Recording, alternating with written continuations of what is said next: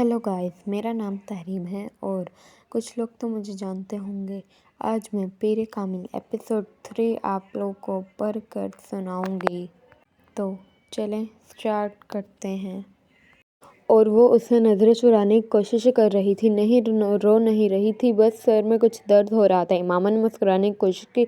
वसीम ने उसके पास बैठते हुए उसका हाथ पकड़ के टेम्परेचर चेक करने की कोशिश की। कहीं बुखार तो नहीं है, उसने कुछ तशवीश भरे अंदाज में कहा, फिर हाथ छोड़ दिया। बुखार तो नहीं है, फिर तुम कोई टैबलेट ले लेती। मैं ले चुकी हूँ। अच्छा तुम सो जाओ, मैं बातें करने आया था, मगर अब इस हालत में क्या बातें करूँगा तुमसे। वसीम ने कदम बाहर की तरफ बढ़ाते हुए कहा। इमामा ने उसे रोकने की कोशिश नहीं की, वो खुद भी उठकर उसके पीछे गई और वसीम के बाहर निकलते ही उसने दरवाजे को फिर लॉक कर लिया। बेड पर औंधे मुँह लेट कर उसने तकिए में मुँह छुपा लिया। वो एक बार फिर हिचकियों के साथ रो रही थी। 13 साल का वो लड़का उस वक्त टीवी पर म्यूजिक शो देखने में मसरूफ था। जब तैयबा ने अंदर झाँका बेयकीनी से उन्होंने अपने बेटे को देखा और फिर कुछ नाराज़गी के आलम में अंदर चली आई। ये क्या हो रहा है? उन्होंने अंदर आते ही कहा। टीवी देख रहा हूँ। उसने टीवी से नज़रें नहीं हटाई। टीवी देख रहा हूँ फॉर गुड से। तुम्हें एहसास है कि तुम्हारे पेपर्स हो रहे हैं? तैयबा ने उसके सामने आते हुए कहा। So what? उस ने उस बार कुछ खफगी से कहा। So what? तुम्हें इस वक्त अपने कमरे में किताबों के दरमियान होना चाहिए, ना कि यहाँ इस बेहुदा शो के सामने। तैयबा ने डांटा।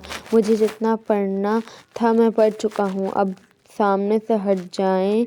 उसके लहजे में नागवार। फिर भी उठो और अंदर जाके पढ़ो। तैयबा ने उस तरह खड़े खड़े उससे कहा। ना मैं यहाँ से उठूँगा, ना अंदर जाकर पढ़ूँगा। मेरे स्ट्रेंस और पेपर्स मेरा मसला है, आपका नहीं। अगर तुम्हें इतनी परवाह होती स्ट्रेस की तो इस वक्त तुम यहाँ बैठे ना होते। Step outside. उसने तैयबा के जुमले को नज़रअंदाज करते हुए कहा। आज तुम्हारे पापा आ जाएं तो मैं उनसे बात करती हूँ। तैयबा ने उसे धमकाने की कोशिश की। अभी बात कर ले, क्या होगा? पापा क्या कर लेंगे? जब मैं आपको बता चुका हूँ कि मुझे जितनी तैयारी करनी थी मैंने कर ली, तो फिर आपको क्या मसला है? ये तुम्हारे सालाना इम्तिहान है, तुम्हें एहसास होना चाहिए इस बात का। तैयबा ने यकदम अपने लहजे को नरम करते हुए कहा।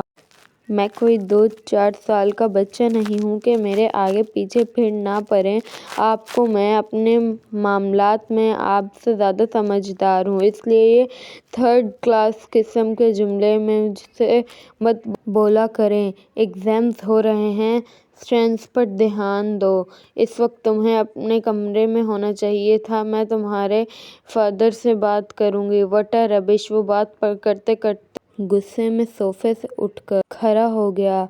हाथ में पकड़ा हुआ रिमोट उसने पूरी कोत से सामने वाली दीवार पर दे मारा और पाँव टिनचिनाते हुए कमरे से निकल गया। तैयबा कुछ बेबसी और खौफ के आलम में उसे कमरे से बाहर निकलता हुआ देखती रही।